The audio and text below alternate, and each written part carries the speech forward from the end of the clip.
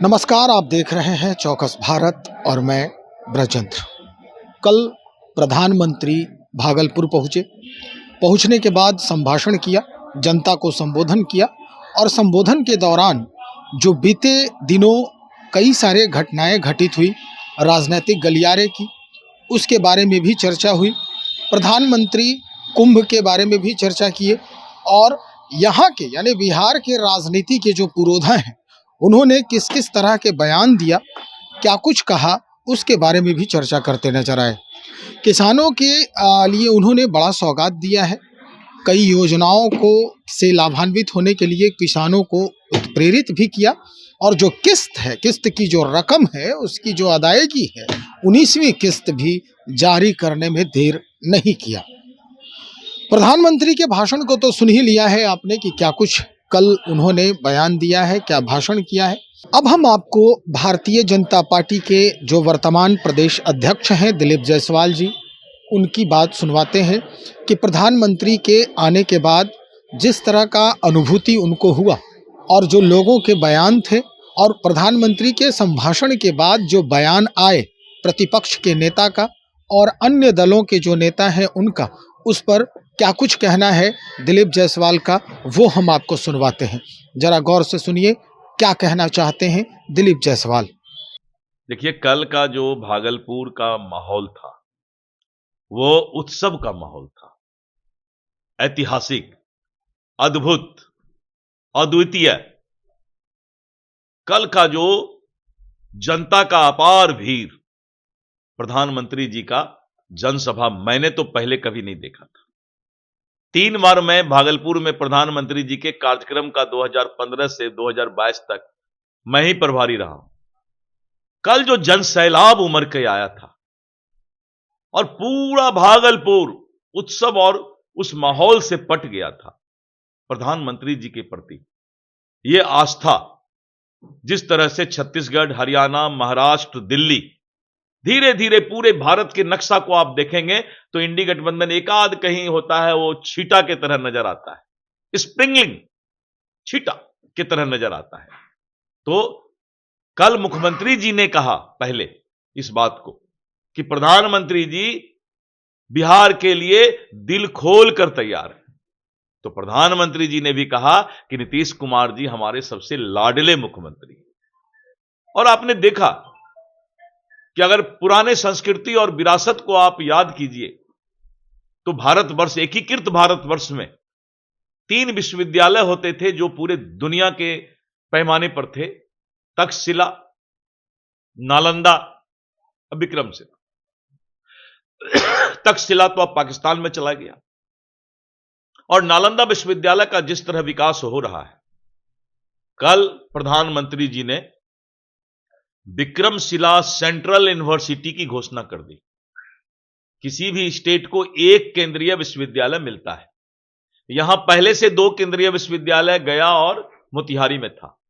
एक तीसरा केंद्रीय विश्वविद्यालय कल हम जो है विक्रमशिला विश्वविद्यालय के रूप में प्रधानमंत्री जी ने घोषणा किया और कहा कि अगले सत्र से इसमें आप कोई भी स्थिति में सत्र को चालू कीजिए। और जिस तरह से Purnia Patna greenfield 6 lane road की घोषणा हुई, जिस पर हम 3.5 घंटा में यहां से पूर्णिया पहुंच जाएंगे। किसी ने सोचा था क्या कि पूर्णिया हम 3.5 घंटा में पहुंच जाएंगे? लेकिन जिस तरह से एरियल सर्वे करके और एक नया रास्ता का आगाज किया जा रहा है, यह बदलता बिहार है। और कल उन्होंने चर्चा भी किया, इन सब बातों का चर्चा किया कि बिहार में पहले लोग किसानों का चारा खाने का काम कर गए, वैसे लोग जो चारा खाने में लिप्त रहे वो कभी बिहार का विकास नहीं कर सकते। बहुत खुलकर कल प्रधानमंत्री जी ने बात, और जिस तरह से धार्मिक आस्था पर भी चोट पहुंचाने का इन लोगों ने प्रयास किया और कुंभ स्नान का विरोध किया, कभी भी जनता माफ नहीं करेगी इनको जो धार्मिक आस्था पर चोट करते हैं। और 60 करोड़ भारत के लोग कुंभ स्नान को गए। हम कभी कभी गंगा जमनी तहजीब की बात करते हैं।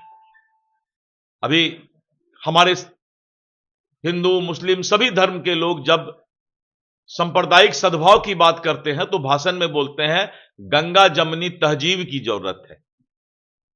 वही गंगा जमुना का मिलन तो संगम है जहां पर अकबर ने स्नान किया था, और गंगा जमुना के मिलन को गंगा जमनी ही तहजीब कहते हैं। तो किसी मुस्लिम भाई तो कभी विरोध नहीं किया कुंभ का। आज तक एक भी मुसलमान भाई ने कुंभ स्नान का, हमारे आस्था का विरोध नहीं किया। भीड़ होना, घटना घटना अलग चीज है, उस पर तो कोई भी अपनी टीका टिप्पणी दे सकता। लेकिन जो बिहार के प्रतिपक्ष के परिवार हैं, उन लोगों ने अपना गाल बजाना शुरू किया। तो कल प्रधानमंत्री जी ने कहा कि कुंभ का विरोध करने वाला, धार्मिक आस्था का विरोध करने वाला का अंत अब तय हो गया है। जैसे होता है ना पाप का घड़ा भरते जाना, तो अब पूरे भारत के नक्शा पर जो छिटपिट कहीं कहीं नजर आ रहा है वो सब अब सफाया होने वाला है, क्योंकि ऊपर वाले को जो मंजूर है वो तब होगा ही, कोई उपाय नहीं है। उसमें लालू, अखिलेश, ममता कहां बह जाएंगे पता नहीं चलेगा। भाई स्पष्ट हो गया होगा कि जिस तरह का माहौल बना, और कुंभ को लेकर सबसे बड़ी बात यह कि कुंभ को लेकर जिस तरह से लोगों ने बयान दिया और इस पर भी कटाक्ष करते नजर आए। उन्होंने कहा कि पाप का घड़ा जो है वो अब भर चुका है। चाहे कोई भी हो, जिस तरह से अपने अपने विचार रखते नजर आए हैं, अब स्थिति बदलने वाली है और क्या कुछ परिवर्तन होगा आने वाले समय में वो दिख जाएगा उनको भी और पूरे उनके जो कुनबे हैं उनको भी। तो चलिए देखते हैं कि कैसे लोग परिदृश्य बदलते हैं राजनीतिक गलियारे का, क्या कुछ परिवर्तन होता है। बयानों का जो तीर है वो लगातार चल ही रहा है, एक दूसरे पर कटाक्ष के जो बाण हैं वो भी कम देखा नहीं जा रहा है, वो भी बढ़ते ही जा रहा है। तो निश्चित तौर पर एक नया आयाम लिखने की कोशिश हो रही है सत्ता पक्ष के तरफ से, या यूं कहें कि एनडीए के तरफ से।